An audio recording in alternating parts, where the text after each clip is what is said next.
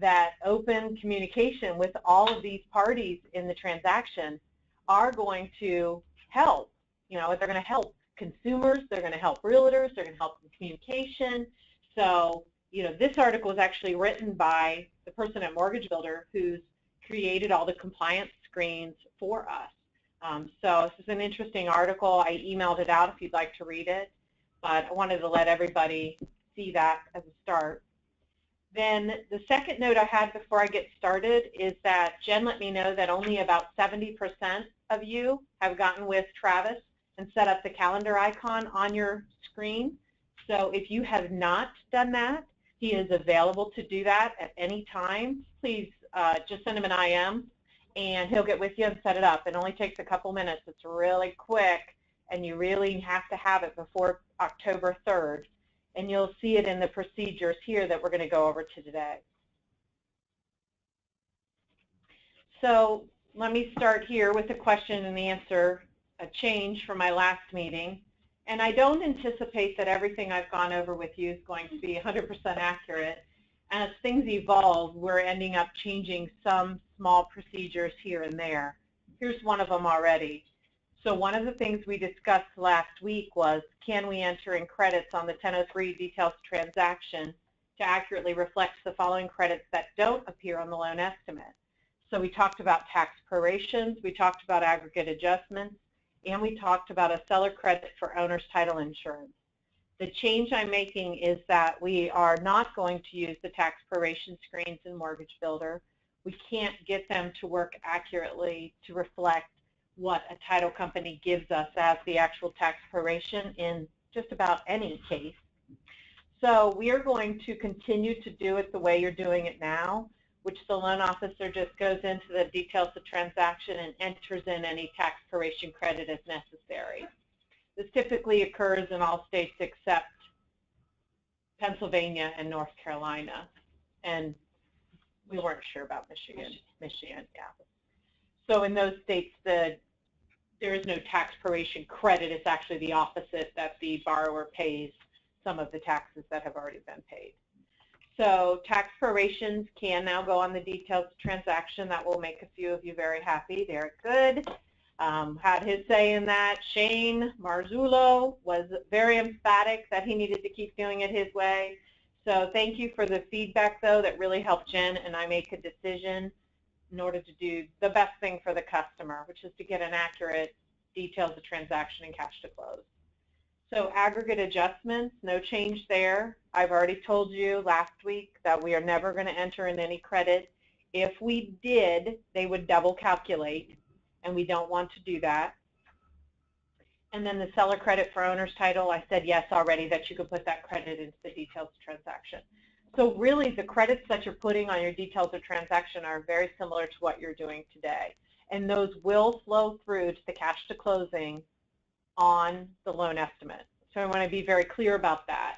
The only difference you should ever see, and I think I go through this in training, is the aggregate adjustment on escrow is going to be the difference always between your loan estimate cash to close and your details of transaction cash to close. All right? Your details of transaction will always be accurate. Your loan estimate cash to close will always be off by the aggregate adjustment. So it will over disclose to the borrower. Okay? So that's the only different answer from last week that I have so far. So let's start with the flow of the loan. And I tried to make these instructions all in exact order as how they would work through the flow of an actual loan. So the very first thing we did was we looked at the total flow of a loan and made changes to it from our current procedures to what's going to be new. And then I put in here, just as a general overview, application stage. What are the few extra things the loan officer is going to have to do at application stage? What are the few differences when they request RESPA going out, which are really just screens look different. And then how to request a change of circumstance. I did make a change to that procedure for the better. I made it simpler.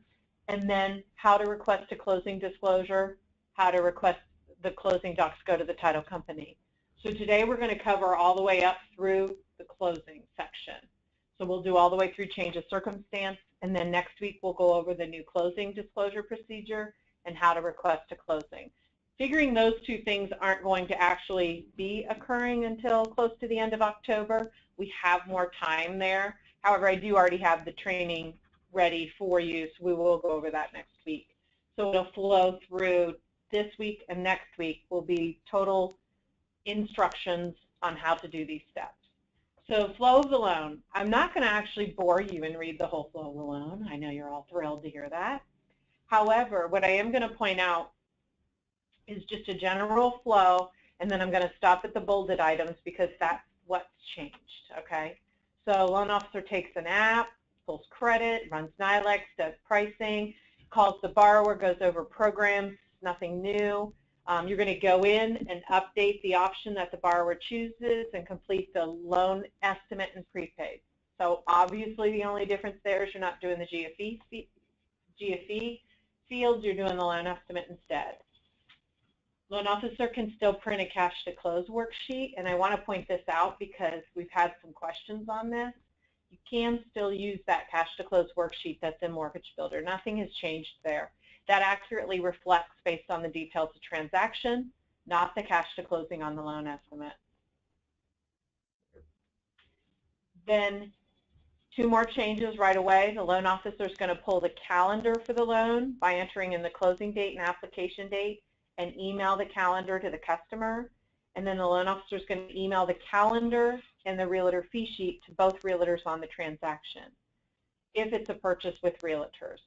So you can do this one of two ways. One, you can actually email the calendar to the buyer's realtor with the realtor fee sheet for both, or you can get the contact information for the selling realtor as well and send out two emails. So a calendar would go to each, and the realtor fee sheet with just their portion would go to each. So the loan officer right here, you have a choice. You can do it either way. If you're hip on building a relationship with a new realtor, this might be a really good opportunity to do so. So emailing compliance when you're ready for your RESPA, no change there. Compliance sends it, loan officer signs it, loan officer meets with the borrower if that's what they're planning on doing. The DocuSign method. Keep going. RESPA comes back to start an order all. We've already changed that procedure. You're already doing this correctly. All you do is email the order all at callequity.net to request your order all. So these are no changes right here. Items are returned. Processor does the order all. Processor submits to underwriting. Uploads items to VRPAC. Turndowns withdrawals can be processed at any time. The processor documents the notepad and doc tracking in Architect every step of the loan process. So to get updates on your loan file, you can still do that through the notes tracking or the notepad or the doc tracking. Once the appraisal is received, this process hasn't changed. Appraisal reviewer reviews it. Approved appraisals are emailed or delivered to the borrower within 1 day of being approved. So here's where we're to a different change. So if loan terms change, a change of circumstance is required. Not that that's any different than what we do now. We just have a different procedure. A new loan estimate will need to be sent to the borrower. The loan officer should complete the change of circumstances screen in Architect if you want to, or, and this is one of the changes I made, you can simply email compliance@callequity.net to request the revised loan estimate be sent with the reason for the change. So that's just a simpler method, and I talked to the compliance department. They would actually prefer that you do simply email them. So that'll be, when we get to that section here in the manual, a simpler process for everybody. Then you won't have to worry about the big brother screens popping up and you not knowing what to put in them. Compliance sends them out. We're submitting the file in until we get a clear to close. And here's some changes right here. So the compliance is going to review a closing disclosure queue and notify the loan officer when the closing disclosure must be sent to meet the estimated closing date in Architect. So the closing disclosure queue is going to be based on the estimated close date that's been entered in Mortgage Builder by the loan officer up front. So it'll be very important that that date's always communicated and changed if necessary throughout the loan process. And we'll discuss that at every time you're touching the loan, talking about estimated closing date. The loan officer reviews the loan, determines if the closing date's accurate based on the status of the loan, and emails their processor to request the closing disclosure be sent. Loan officer confirms the realtor fee sheet's been received, forwards it to their processor. Processor completes the fees and the closing screens based on the realtor fee sheet and the title company fee sheet returned. Processor enters the closing date to request the closing disclosure be sent. So this is a change because we're entering a date here, and all of a sudden we're going to have a closing date entered, and a loan is possibly not even clear to close at this time. So Mortgage Builder is going to stop the statuses from updating. If a loan is approved with conditions or approved with mods and not clear to close, it won't say that the loan is in closing, or it won't say that the closing disclosure is sent as the status. You know what I'm talking about, that phase. So that'll be important for us, because otherwise I think that everybody would be really confused thinking a loan's in closing when it's technically not even clear to close. So a closing date used to be that trigger. Now the closing date will be suppressed if the status isn't clear to close or on. I'm hoping that change is effective on October 3rd, because that's just an upgrade they're doing because customers were freaking out with this phase changing. So the closer prepares the closing disclosure and notifies the compliance department. Sorry, I guess I have a little typo there. Compliance department reviews the closing disclosure for accuracy and adherence to all guidelines and conditions, just making sure the timeline's accurate. And compliance sends the closing disclosure to the borrower as how the loan officer is specified. Okay. The closing disclosure could be mailed or could be emailed, just depending on how the loan officer wants it to go. Then that closing disclosure technically is out there, and we're monitoring it and its return. If we need to move a closing date up, our compliance department would have documented a receipt of the closing disclosure. And there'll be a screen that you can actually go and view if it's come back returned. But loan officers also know if a borrower's confirmed receipt in DocuSign, because they're also notified through email that the closing disclosure was confirmed receipt by everybody. The processor updates Architect with the closing date once the loan's clear to close, and then the loan officer communicates the closing date, time to the processor. Hopefully it's the same date that's on our closing disclosure, because if not, there's some minor numbers obviously that will be changed, like the odd days interest would change, and proration of taxes, honestly, will change. Even by 1 day, we're noticing that the proration of taxes is always different. Payoffs would be slightly different. So we're trying to stick with one closing date once the first closing disclosure goes out. We don't really want to move the closing date back because it'll cause all the numbers to change. And not that it can't, they can, but the whole point of getting that closing disclosure to a borrower up front is on a purchase specifically is making sure that they know how much money to bring to closing. And that'll change if the closing date changes even by a day. So once everybody's good with the date, processor can update Architect with the closing date and change the closer name to Ready for Docs. That's the cue then to closing department to send or actually to verify employment at that stage, and does any other compliance checks that we typically do. I won't bore you with what they all are, but the closer or the closing assistant then sends the closing docs to the title company. Those are saved right now to the image cabinet. They will continue to be saved there so that you can always view and look at them once they're gone. So the closing occurs, nothing here changes on the end of the flow of the loan.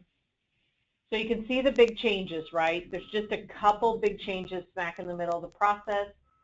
Totally not a huge deal. Closing disclosure seems to be the biggest one. We're not going to go over that today. We're going to go over all the other teeny tiny changes that are leading up to that closing disclosure today. So let's start here. Taking an application, what's different? I am not going to bore you with putting all the directions out here. I can give you a revised loan officer manual. We actually put that revised loan officer manual on 10.3. We'll post it out to our portal in our website on the Call Equity website in the yellow toolbox. So if you want a printed copy of it, you can request that from us. We will gladly send you a whole new loan officer manual to anybody who wants it, who doesn't like to use the digital. That's not a problem. So these are the few changes. And this one's minor right here. When you're on the registration screen, when you take an application, the referral name pops up and the referral individual name pops up. If you have a referral, like just a referral from your friend Joe, then you enter it in as referral name, and you can just type his name, Joe Smith, okay? If you have a realtor referral, then your referral name should be the realtor's company's name. In this case, let's say it's Howell Banker. Then the referral individual name should be your actual realtor, the person, whatever his name is, Mickey Mouse, okay? So if you're sent over nicely your realtor contact information to Amanda Light, and she's going to enter those common realtors you use and get referrals from, you will be able to use the lookup, find them, the company, choose it, referral individual name, do the lookup. It'll show the agents that work at that company. You choose your agent, and then you're done. It's going to be simpler, faster, and better for you to do that. However, let me tell you this, if your realtor's not in there, and it's just a realtor that you've never heard of before, just type their name, their company name, type their actual agent name, and nothing else needs done. Don't do anything fancy there. You can add the realtor into our system in our contact file later. We did remove the ability to add contacts. We did it a couple of months ago. Nobody's complained too loudly. So that's already something that was changed and did not have very much impact. I just wanted to say that's a different procedure now than what we currently have. That referral name has nothing to do with the realtor on the loan file. Entering in who referred a loan to you has nothing to do with the realtor on the loan file. I said that twice, and we'll say it again. The realtor on the loan file is entered on two different screens, and that's the important information that we need, license numbers and all that stuff. So this part, unimportant. Just wanted to tell you that we've made a change. You thought you were crazy when you couldn't add your realtors anymore. You were not crazy. The second big change is when you're taking your application, we have you click on borrower information right here. When you're taking the application, this is in your process, instead of going directly to current previous address, instead go to the borrower information page. The reason why I want you to stop here is to ask your borrower when you're taking the application, other people on title. I think this will prevent a million trillion problems later in the process. So title only, if you click on it, it pops up. So if you're taking an application in Mickey Mouse's name and you know he's married, he told you he was married already, then you're going to stop here and say, okay, your wife's not on the loan, what's her name? I need her information in here as well. I'll need her email as well because she'll get some information later in the process from us. If you do it now, then it'll be so much simpler later. So this was the second spot you stopped. Here's the third change in taking an application. And it's not really a change. None of these are big, huge changes.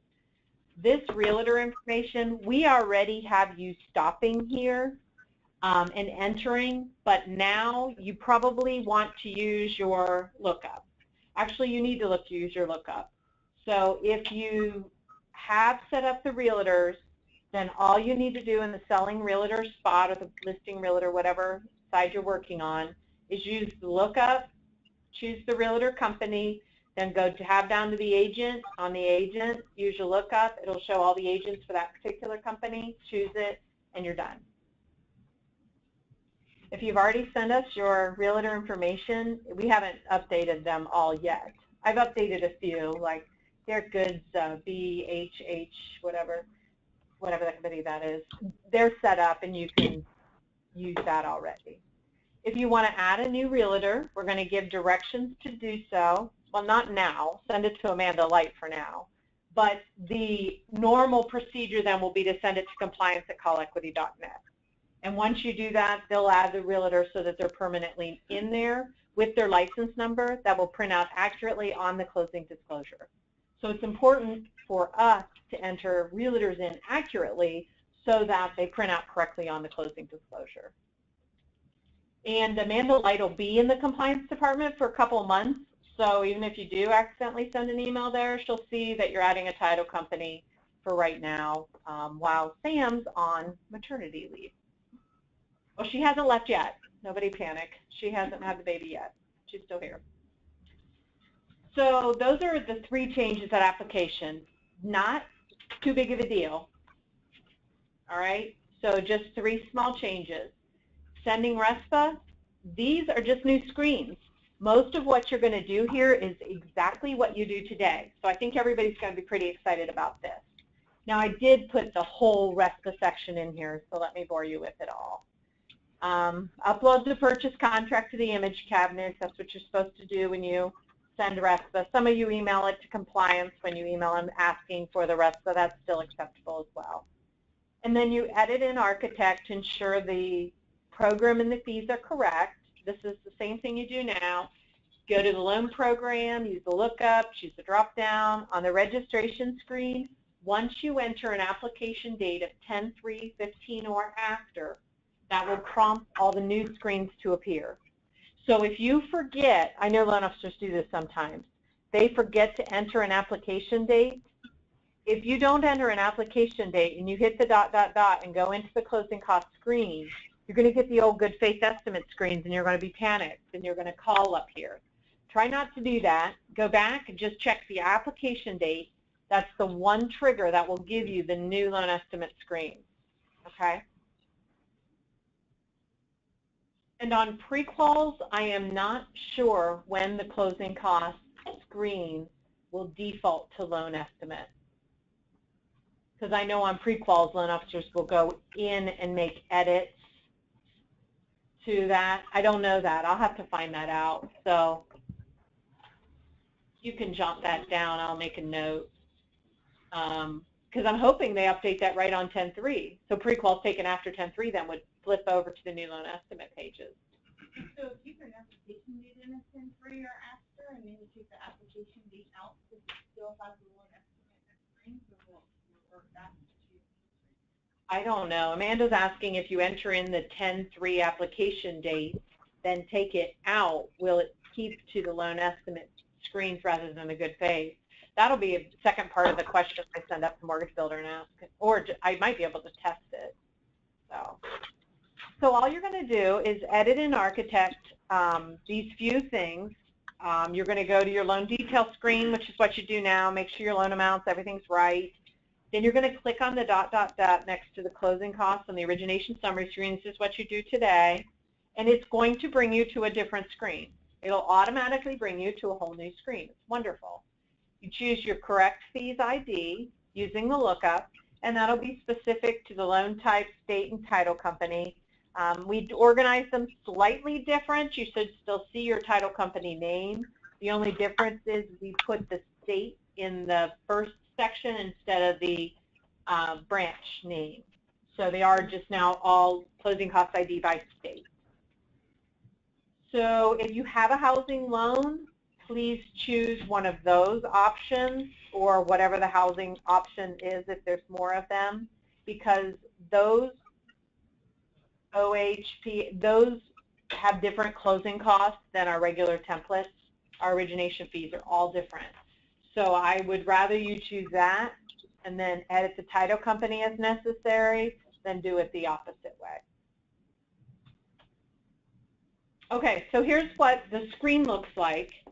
If you see the closing cost ID, you're going to choose it, and then you see an LE sent date, an LE resent date, you see the origination fees, and I just chose the standard closing cost ID. They appear there. If you want to actually add a line, add an origination fee, or anything else here, all you need to do is click on the label of, you have to be on the underwriting fee line, enter past it, and a new line will appear. It's a little annoying. It's not as simple as the old way. I don't know why. But so you just have to be on the line, enter past it, and then use the lookup. You can never free type a label because they added all the fees are based on MISMO labels now. You have to choose from the drop down. So you have two options. You can hit F3, or you can just go up and look at the little lookup icon. Okay.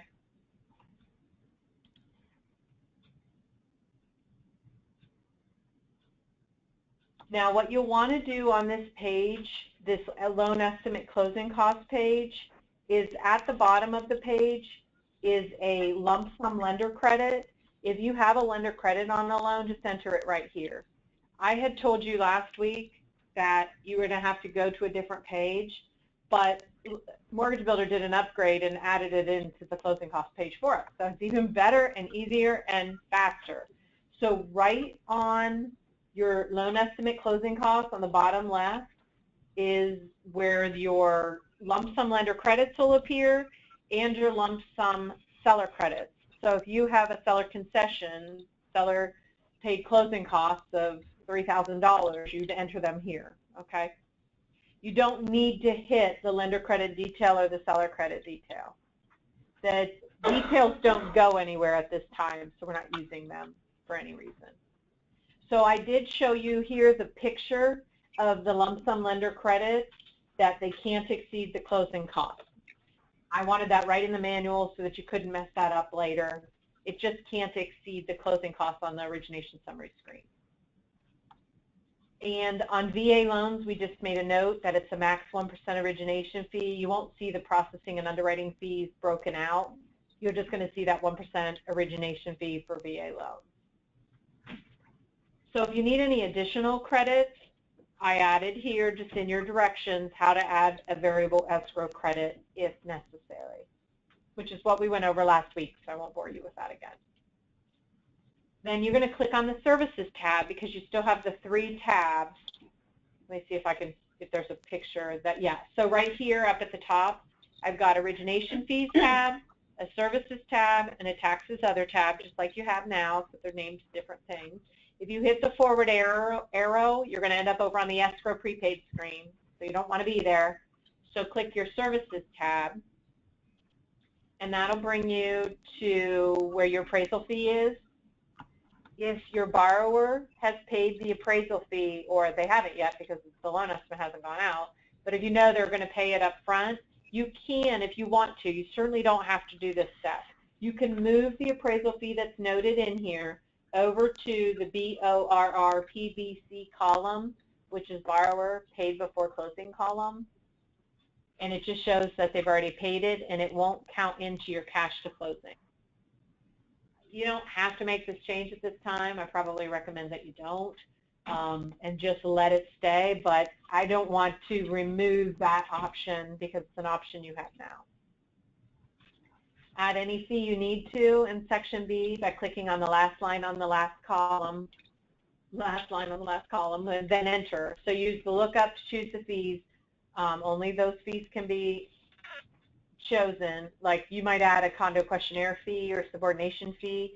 Even if you don't know the amount, you can still add the line on there, and compliance then would stop and look at that and add the actual figure. The lender's title insurance is going to come in as a full amount, and remember you can't change that to a simultaneous issue rate. That must be disclosed as the full amount. All simultaneous credits will be applied to the owner's title insurance. So on the loan estimate, don't mess around with the lender's coverage premium unless you're in a state where it's not regulated and our number's wrong. and you look it up on a website, then just use the full amount of the lender's title insurance premiums. Don't use any simultaneous issue. In Maryland, I anticipate you guys will still do that. I think in Pennsylvania, some of the people do that, but I'm not sure exactly why our numbers aren't accurate. So then you're going to click on the Taxes Other tab, and if you remember, that's the third tab now, okay? You're going to enter in your tax stamps. Oh, you like how I put this in big, bold with lots of exclamation points. Tax stamps are the biggest problem we have still today with credits that we have to give. So make sure you are confirming your tax stamps. If they are being paid by our buyer, they need to be on here accurately. Typically, this is affecting Maryland really a lot because the loan officer knows those tax stamps pretty well, and we can't get that billed in correctly. So most states kind of pop in the actual number of what we think they're going to be, but Maryland doesn't do that. So read the contract as necessary, even in other states, to see if our buyer is responsible to pay the transfer tax. It's a zero tolerance item, so we have to be real careful that that's accurate. That hasn't changed, by the way. I'm just pointing it out because it's a problem. Confirm the owner's title insurance is completed. The amount will pre-fill in. The amount will pre-fill in. I'm just going to make sure that everybody's muted. I can kind of hear. They're all muted. I don't know why I'm getting that back. Weird noise. Okay. The amount will pre-fill in based on tables. If you edit this number, then it will not update again based on changes to the purchase amount. So the number should be the full amount of the owner's title insurance plus any simultaneous issue costs minus the full amount of the lender's title insurance. So you can leave that the full amount of the owner's title if you wish. That's fine. What's that going to do? The seller's paying it. It's going to show that your buyer is bringing more money to closing than they actually are. Or you can do what I talked about before, which is going back to the 1003 and just putting in seller credit for the owner's title, which is what I recommend you do, which is what you guys are doing now. But you can edit this number. I'm telling you, you can make this number, based on the formula I'm giving you, the full amount of the owners plus the simultaneous issue minus the full amount of the lenders. Okay? You can change that. Sending RESPA, let's see here. So this is I wanted the page to be big, so here it is. It's the whole taxes and other page. Recording fees pop on here. There's your tax stamps, which you change if that was wrong, just like you do now. You can make it a percentage or you can make it a total amount. And then there's your owner's coverage premium down there. If you have any realtor admin fees, they should be added down there under section H, or any kind of other inspection fees you know your buyer's going to pay at closing. You can add them there as well. Then you're going to click the right arrow and you're going to go to your loan estimate prepaid reserves page. This should look very familiar. This page did not change that much. The only thing different you're going to do is once you choose your reserves ID, which you're going to still do, and you change your estimated close date if you want to. If not, you can leave it as it is. But if you do know your estimated close date, there's no reason why you don't update it here. Even on an FHA transaction, we no longer need to have the 15 days of odd days interest show on our old good faith estimate we did. So on the loan estimate we don't.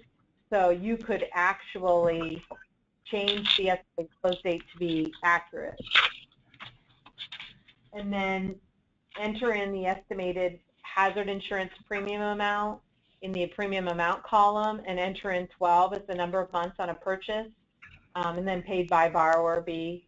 Enter in whatever months are currently due on a refinance, which typically you don't know at this stage. You just don't know. So I'm showing you a picture of what it looks like with hazard and flood, just to show you why not. You put the premium amount in, you put the number of months, paid to, others fine, paid by borrower, and that'll flow through on your loan estimate. If that's missing on a purchase, then compliance is going to enter $900. Okay? So make sure you enter what you think it's going to be, unless you're fine with compliance entering $900, because that's what they're going to base your escrow on. And then, the bottom section, the only thing you need to do is type in the amount of the estimated or known property tax amount. Escrow will calculate based on the due dates in that state county. Don't change any of those numbers. Don't change the number of months. Changing the due date if it's incorrect to adjust the months in the escrow. The tax due dates are accurate, so don't change them. The instructions here did not change. This is exactly what you do today. This screen may look a little different, but not a lot. Save to go back to your origination summary screen. From your origination summary screen, click on details of transaction, right? Because we want to go in and enter any credits that we want on our 1003.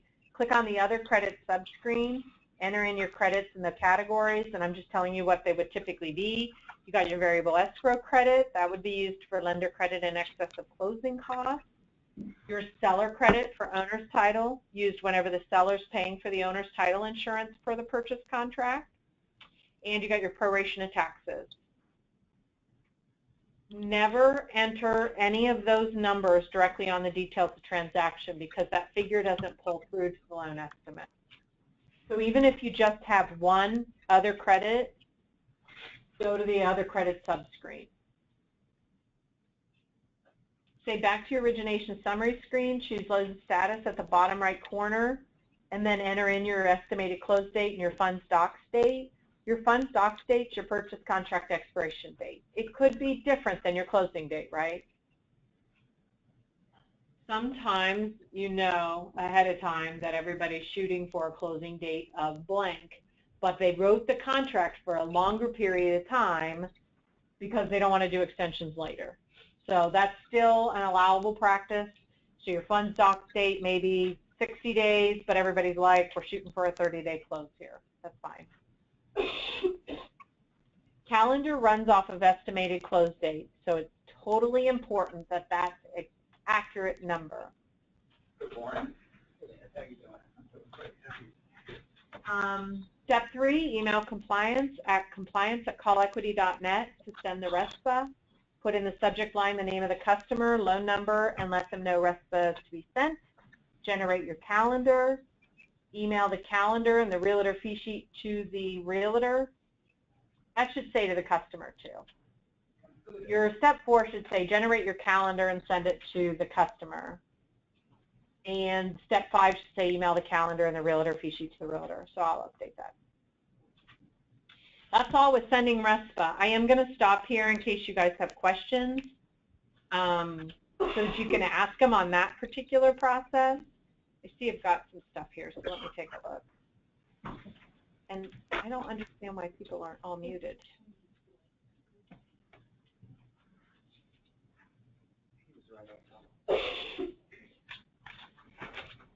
Hang on, I can hear Tony Anderson. I don't know why.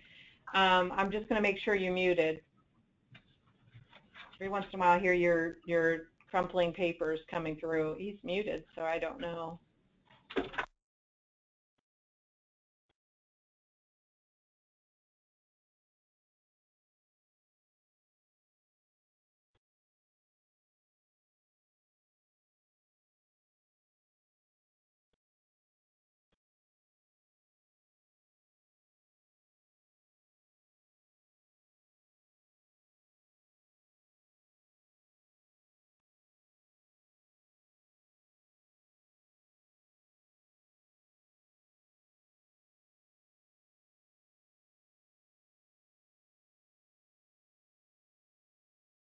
Oh, sorry, I muted myself. I apologize. You have to read that question.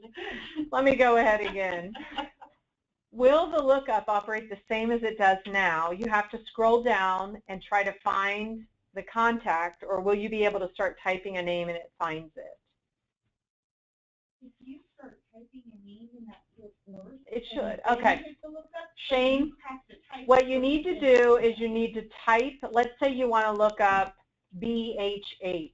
If you type BHH and then hit the lookup, only the things that start with BHH will appear in your lookup. That is true. And then if you don't know or you're not sure how you type something in, just put the first initial, right? If you just put C and then look up, only the C's will appear. Okay.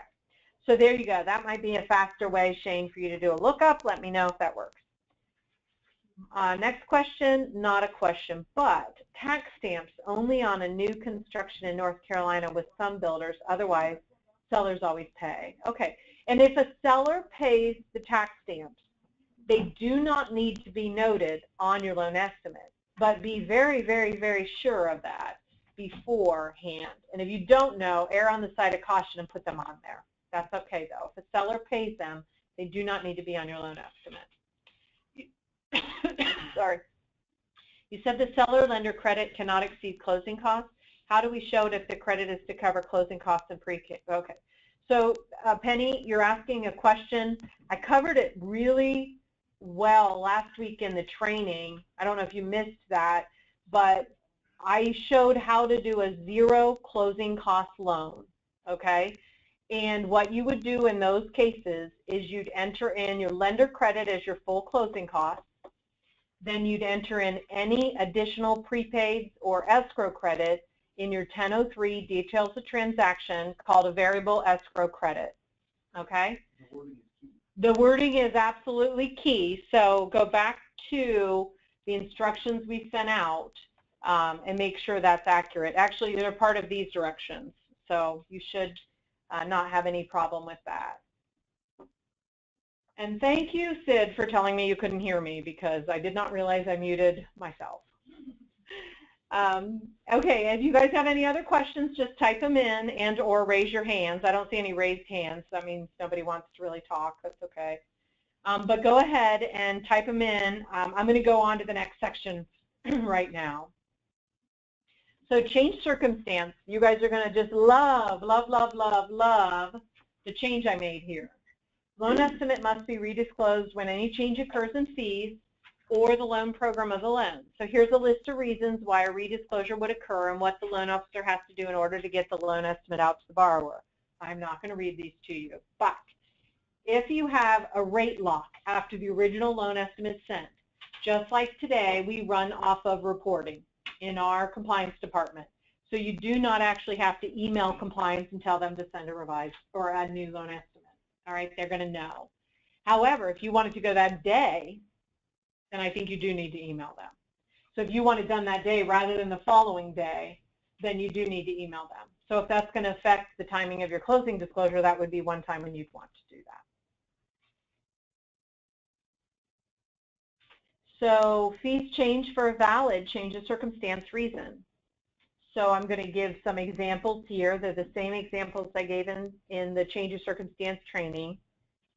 The area is flooded recently, reinspection of the property, fire damage, we have to fix it, reinspection of the property. All you need to do is email compliance@callequity.net, explain the change, the amount of the fee change, and compliance will update and send the revised disclosures to the borrower. Fee change for a valid change of circumstance reason, information specific that we relied on. I went through all of these in training before. I'm not going to go over them again. The last line's the most important. Email compliance@callequity.net, explain the change, the amount of the fee change or increase. Compliance will update and send the revised disclosures to the borrower. Fee changes for a valid change of circumstance reason. This is the last one. New information specific to the consumer or transaction. I went over these in change of circumstance training, subject to appraisal, second appraisal, email compliance@callequity.net, explain the change, the amount of the fee change or increase, and compliance will update and send the revised disclosures to the borrower. Everybody seeing the theme here? It's fairly simple to do. All you need to email is just to send a quick email to compliance, okay?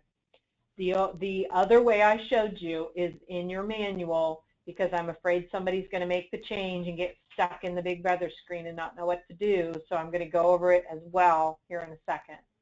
But here's the other 3 reasons why we could send out a new loan estimate. 1, the borrower changes their mind, right? Email compliance. Intent to proceed after 10 days and you got major changes. Email compliance. Construction loan, anything changes, email compliance. So I just wanted to make one note, altering fees must be relevant to the changed circumstance. That's not changed from what we have now to current, what we have now to future. Remember, you can only alter fees that are relevant to the changed circumstance. So if you forgot a fee, like title insurance, you can't add that when you send out a revised loan estimate for another reason. That hasn't changed. So, steps to get your revised loan estimate out. Step 1, or option 1. Email compliance, ask them to update the loan file with the changes. All you need to give them is your loan number, the amount of the fee change, and be very specific as to why the fee is changing. You need to tell them the reason. It can't be just because. It has to be a reason. So make sure you have the reason to them. Here's an example. You just found out the loan's a condo and you're panicking because you did not know. You thought it was a single-family residence. The borrower never told you. This actually happens a lot of times on refinances. So you know now there's a condo questionnaire. All right. Well, most likely your process is going to get the cost and email compliance for you. But if you're the one that did it because you're like panicked, then you've got you're going to email compliance, give them the loan number, the amount of the fee. Fee is changing because the borrower never told me they live in a condo. I just found out they live in a condo. That's pretty specific. We know now we have to add a fee. And they will email the revised form. They will CC you, just like they do now. You will know it went. And then they'll save it in the image cabinet in VRPAC. So option 2, I don't know why anybody would do option 2 because it's a lot more steps and it's a lot more complicated. However, like I said before, I think you might change something, forget you shouldn't have, and then it pops up and then you have a problem. So if that happens and you do get this pop-up screen, here's what you do. Make sure your change says new. If it's valid, say yes, and then you enter in your valid change of circumstance description. All right? You cannot get out of this screen until you enter that. So you have to. It's a little frustrating. If it's totally a mess up and a mistake, just email compliance afterwards and they'll fix it. They have ways to note this, that it wasn't valid and the loan officer screwed up. That's all right. Okay, it's going to happen. It's a new screen and we're not used to it. Once the loan estimate goes out, you can't play around with closing costs, so don't. But this is in your manual in case you do get stuck in the screen. Then you still have to email compliance, so you might as well have not done it initially. So then you email them to send it out, you tell them you filled out the screens already, and then I just threw over in your manual the explanation of the Big Brother screen that I went over in the change of circumstance training. I won't go over all that again, but pretty much if you change a fee or something that affects a fee, the Big Brother screen will pop up.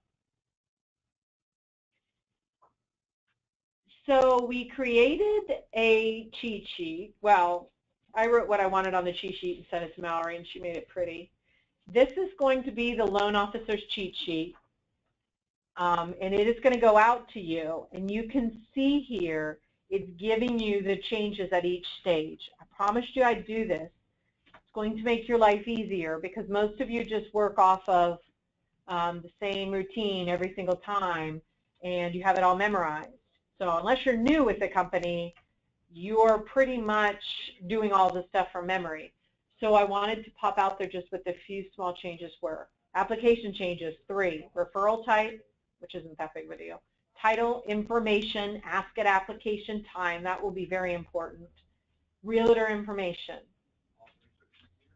Sending RESPA, it's just showing the flow and what you can't change, and giving you the little cheat sheet for edit owner's title if you want to. I thought if I put that on the cheat sheet, that'd be nice for you. Loan estimate, what it replaces, closing disclosure, what it replaces. Change of circumstance, what to do, email compliance, loan number, amount, specific. Sending the closing disclosure, I haven't gone over that yet, but those are the steps. And closing date changes, how to handle those. So that's going to be the cheat sheet that'll come out to you. If you would like, we can send it out like in a cardboard type scenario. That's what I think I'm going to go ahead and do. So everybody will get them. We'll send them out to the offices probably by the end of next week. So you all have them prior to October 3rd. So I see I have some questions. So let me go into here, see what you got.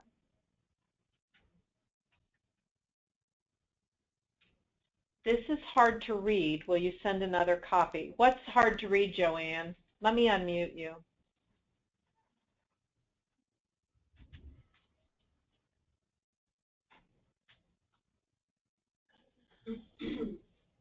Hang on, I have to find you first. You are in alphabetic order, so it's not that hard. Okay, Joanne, can you talk? Yes, you answered the question. No problem. Thank you. Oh, that was easy. Anybody else want to raise their hand? See how easy it is for you to talk? It's really simple. Do you guys have questions here? This was just so clear. Easy to understand, either that or everybody wants to be done 9 minutes early. Okay, so what we're going to do next week is the closing disclosure portion of it, and we'll go over that. But rest assured, the cheat sheets will be going out probably by the end of next week, so you'll have them prior to October 3rd. Thank you for your time today.